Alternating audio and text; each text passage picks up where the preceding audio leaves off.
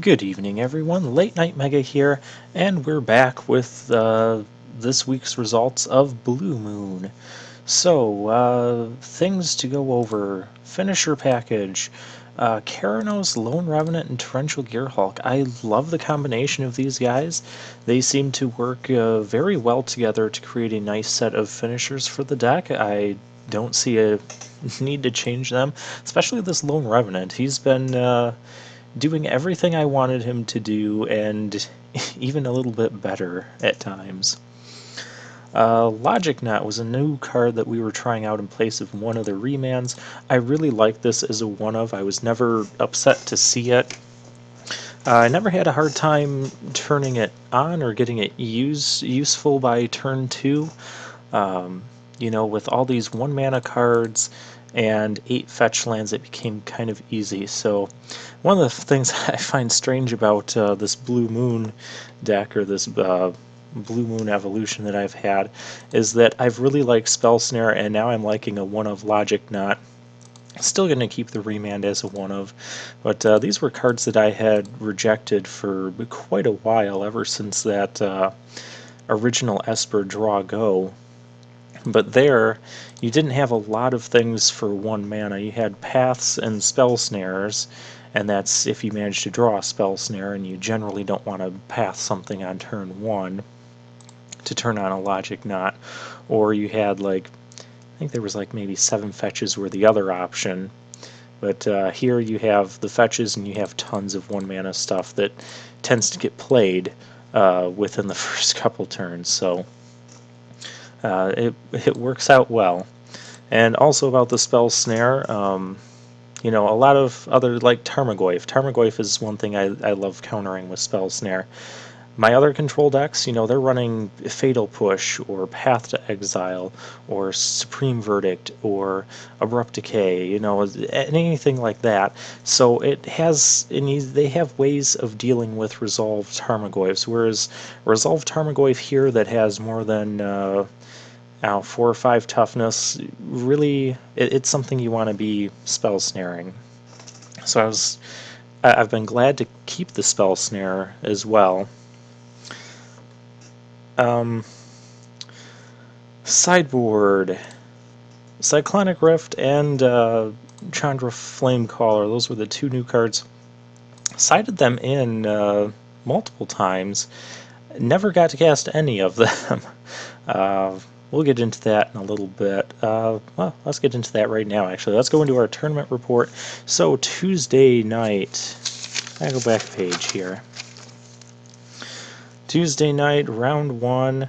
I was against Red-White, the Sun and Moon deck, and Chalice of the Void on 1 is kind of annoying because it stops me from casting any Serum Visions that I might draw, but other than that, it wasn't super bad, and I could just bounce the thing later with Cryptic. The counter spells were really good here. Neither of us cast a Blood Moon because we both saw that we had tons of basics out for our non-red sources, so there was no point in us mooning each other. So, but the counter spells, when they're trying to cast, their threats are 4 and 5 mana planeswalkers, Nahiri, Gideon Jura, Elspeth, well, that's 6 mana still. That made Izzet Charm and Mana Leak super good throughout the entire game. Logic Knot, Cryptics, and my opponent wasn't playing any sort of black discard that Mardu does to rip those counters out of my hand to resolve their planeswalkers. So they were just at the mercy of my counters the entire match. And I'm not sure there was a point where I had less than 3 counters in my hand in either game. Game 2, things just got worse for them because I brought in more counter spells, because I don't need Moons and I don't need Anger of the Gods in this matchup. Brought in more counters. I brought in Cyclonic Rift. I think I brought in the explosives as well to get rid of those. Oh, I brought in my Chandra as well. So yeah. And also game 1, Keranos came out, and my opponent only saw Keranos and Burn, didn't know about these Lone Revenants, so he sided out his mass removal, and then game 2 I had the Lone Revenant, and he just couldn't deal with it. So that was awesome as well. Round 2, Abzan, Collected Company, Value. This was a rematch from a Tuesday, either a week or 2 weeks ago. I'd played this deck before. This was the one with uh, the Kitchen Finks, the Wasteland Strangler, Exile stuff, Oblivion Ring sort of thing. Yeah, round 1, he got wrecked by Blood Moon. Round 2, he had like an 11 card sideboard. He really tweaked his deck just because of my Blood Moon deck. Game 2, he ended up having like 3 basic planes out, a basic forest. He was casting like Sylvan Caryatids were one of his sideboard cards. And none of it really mattered. I didn't even get a Blood Moon until like super late game in the game 2, and I was just able to control him with all the other stuff. So won that round 2-0. Round 3, Colorless Eldrazi Tron. Game 1, I kept an opener with Serum Vision's 5 lands. I think the other card was like a Electrolyze, or it might have been a Is It Charm. One of those two. And, the Serum Visions just got me more lands, which I scryed more to the bottom, and I ended up using 2 Lightning Bolts to kill an Endbringer. Never saw a Blood Moon. Then I got run over by a second Endbringer and an uncounterable Ulamog. So, yeah, there's nothing I could do about that. Games 2 and 3 both kind of played out the same way. I got a turn 3 Blood Moon both games. And the Blood Moon was super, super relevant. This was like a Blood Moon, like a you need to have Blood Moon to win. So I'm glad this deck runs 4, and you need to get it out ASAP. So yeah, 4 Blood Moons, definitely the right call here. So what the Blood Moons did is it stopped his mana acceleration from Tron and Eldrazi Temple, but it also, even a more important thing, it turned on all of my counter spells, because it stopped Cavern of Souls making his Eldrazi uncounterable, so it made my counters, my mana leaks, suddenly look really, really good in my hand. And then I think I ended up just writing the counters and stuff. I ended up getting like Keranos, Lone Revenant, and Gearhulk down, and the Blood Moon, so the Keranos could actually attack because I had the Devotion of 7 now. And this wasn't the only time that this was going to happen either. I think it happened like at least, I know it happened at least twice. It might have been like 3 or 4 times where I was attacking with Keranos throughout this week alone. So that was also nice. Round 4, I played against a deck I thought didn't exist anymore at my local game store. It's been months since I've seen it. And the people who were previously playing this deck refused to play it, or they even got rid of the deck because they didn't like it. This was a different guy. It was Lantern Control. So game 1, I went like Bolt, Bolt, Snapcaster, Bolt, and just started beating him down with the Snapcaster. The one ensnaring bridge that he did find got Logic Knotted. Glad it was Logic Knot instead of Remand. After that, I didn't have another counter for another bridge, but he never found another bridge, so that was okay. And then, like the final turn, Lone Revenant came down just to kill him a turn sooner. Game 2, this was kind of an amusing game. I had like 2 Gearhulks and Snapcaster in my hand at one point, and he was like milling my cryptic commands. He had like 1 Lantern out and 1 Codex Shredder out. And so he could see the top card of my deck and mill it if he didn't like it. But he only got 1 shot of mill. I countered his other Codex Shredder, and then he milled a Cryptic Command. So then he tried casting, I think he was like top decking at this point. He had a ton of lands this game too. It was not a good game for him. He tried casting an Ancient Stirrings, and he didn't have anything else in his hand, so I'm just like, okay, let's go Torrential Gearhulk and cast this Cryptic Command that you milled, counter draw. And so he loses the top card, and it's another Cryptic Command, so he mills it. And then the top card after that is Keranos. He's like, I don't want to play this game anymore. So he has to sacrifice his only lantern to shuffle my deck so I don't draw Keranos. Didn't get anything that spicy off of it. I think I got a fetch land off the draw from Cryptic Command, but at that point it really didn't matter because the second Gear Hulk came down casting the other Cryptic Command that he milled. Yeah, milled counter spells become essentially counters in my hand when I have these guys. I liked it. So yeah, I won that 2-0. Friday, round 1, I played against a green elf deck, which I don't think he was running Choke in the sideboard. If he was, he didn't see it, so I was happy. But this wasn't a normal elf deck. It was an Eldritch Evolution with Allosaurus Rider. For those who don't know what Allosaurus Rider is, let me see if I can find it. It's not in Amonkhet. Allosaurus, I don't know how to spell it. Maybe if I just search Rider. It's from Cold Snap. You can exile 2 green cards in your hand to bring it into play, or to cast it. And essentially it's like a 9-mana creature otherwise. Here it is. And its power and toughness are equal to 1 plus the number of lands you control. So game 1 he plays this thing and it's a 6/6. And it attacks me down to 5 life. I was at 11.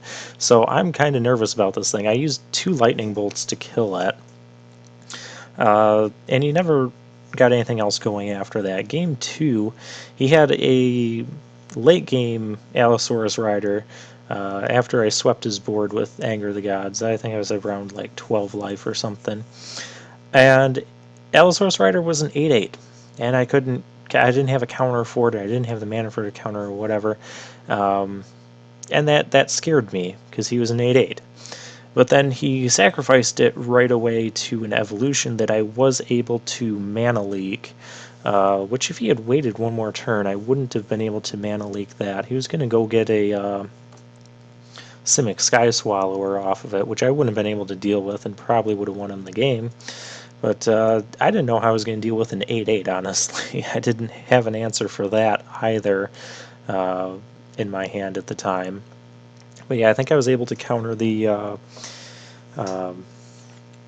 evolution because he also cast a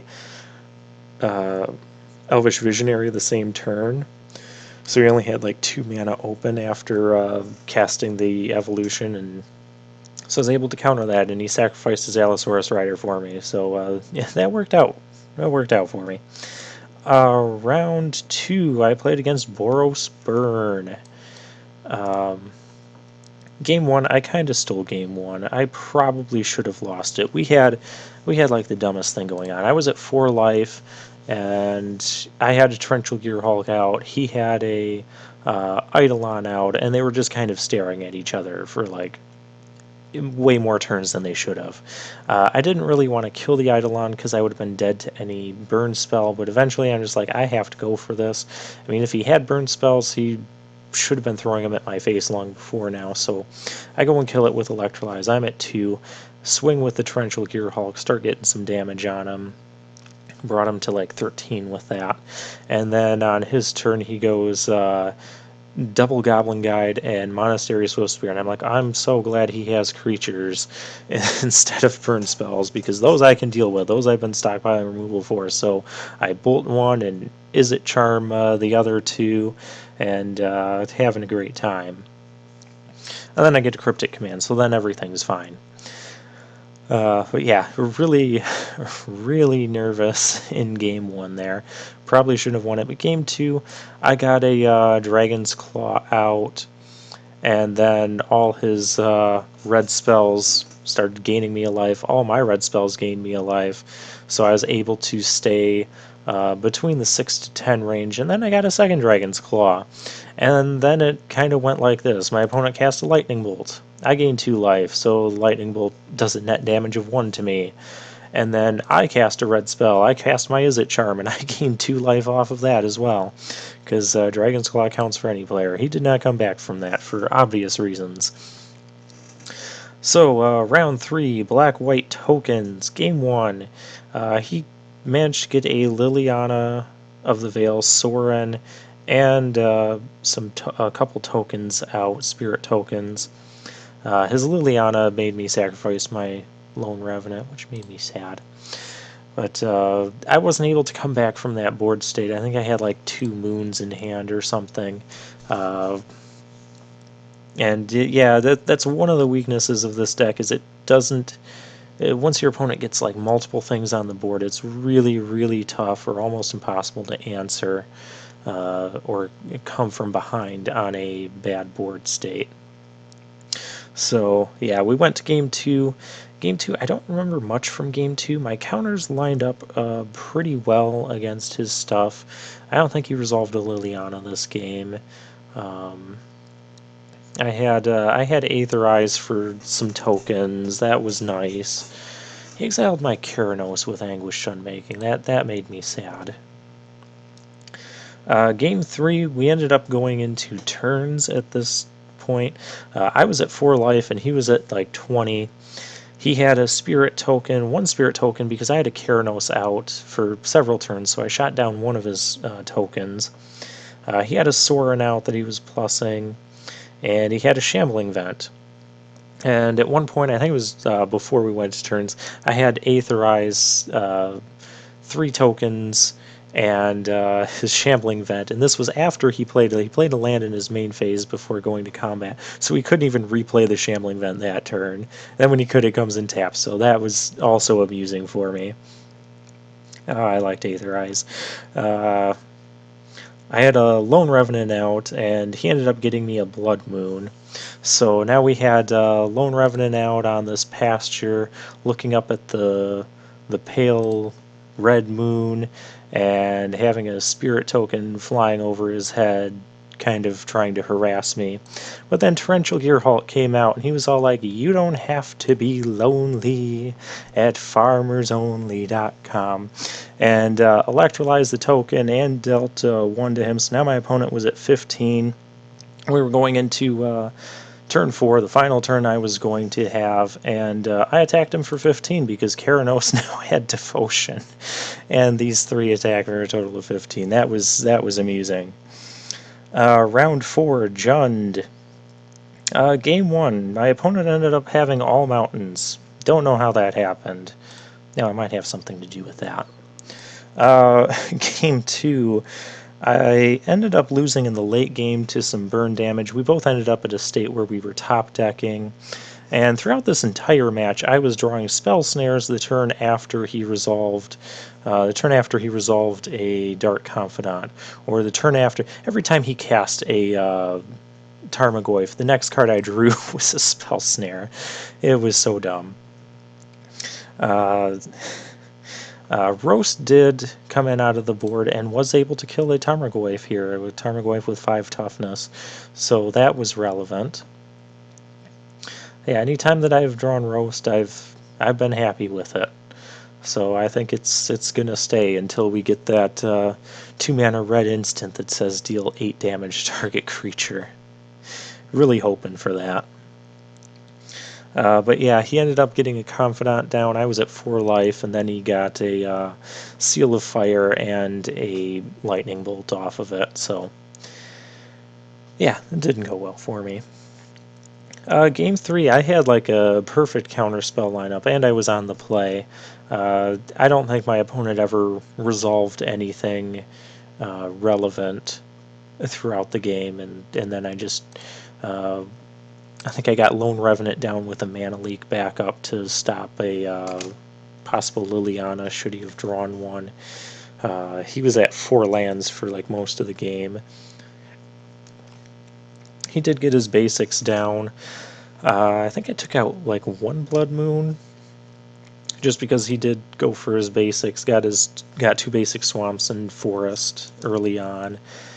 But I did keep Blood Moons. I did keep the 3 Blood Moons to stop his Raging Ravines. That was kind of relevant in this matchup as well. So yeah, overall, oh, I was going to talk more about Cyclonic Rift. Yeah, I had this in game 2 of Lantern Control. He thought seized it out of my hand turn 1 because he didn't like that card. And then he ended up surgicaling it a little bit later just because he didn't like the top card of my deck and he didn't have a second Codex Shredder to mill it. And the other time that I had it was against black-white tokens, where I never needed to cast it because he never had the stuff on the field, but I was glad to have it in my hand alongside like Aetherize and another counterspell. I felt good about that. So yeah, I like the Cyclonic Rift. I liked boarding in Chandra Flamecaller. Never drew her, ever. Um, but yeah, it never felt like a bad card to bring in, whether I was bringing it in against one of the Planeswalker decks or one of the token decks or the Elf deck. I was always happy to bring it in. So yeah, overall, I don't think I have any changes to make. I mean, heck, we we won every match. Every match I played, I won this week. So to me, that's a sign of something going right. Uh, I think with this deck, I think I'm ready to call this pretty much a finalized product. I mean, maybe I can tweak more here or there, but I don't really want to. I don't have a reason to try out other finishers, whether it's Worm Coil Engine for life gain or moving the Chandra to the main deck, because I am very satisfied with Lone Revenant, Keranos, and Gearhulk, the way they performed. Lone Revenant, on paper, he was everything that I needed him to be. He was a permanent hex-proof guy. He helped me get card advantage, card selection with that impulse effect.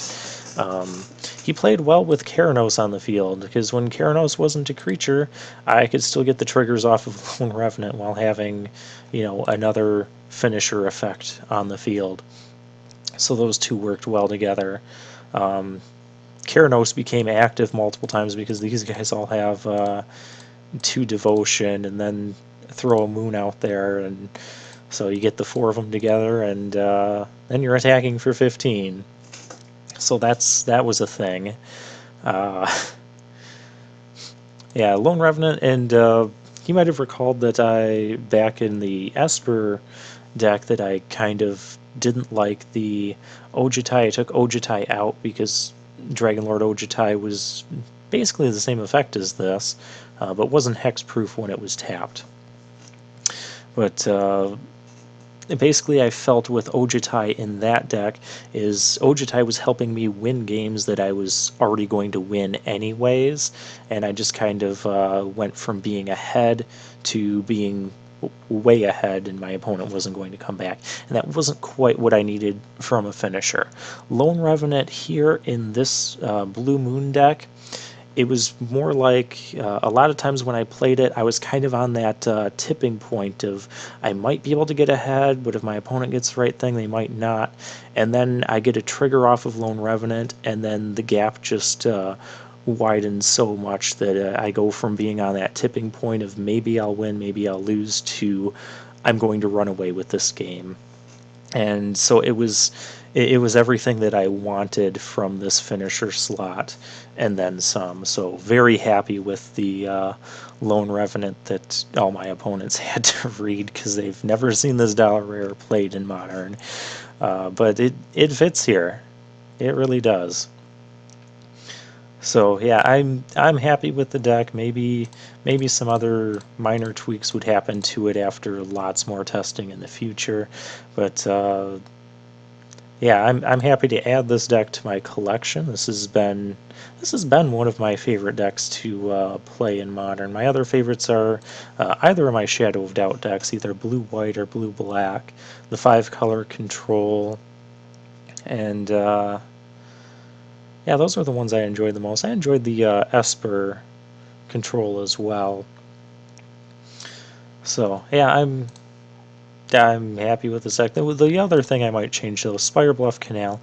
This should definitely be another Sulphur Fall. So I think I will go and pick one up, because I do want to come. I will be pulling this deck out from time to time because I did enjoy it so much.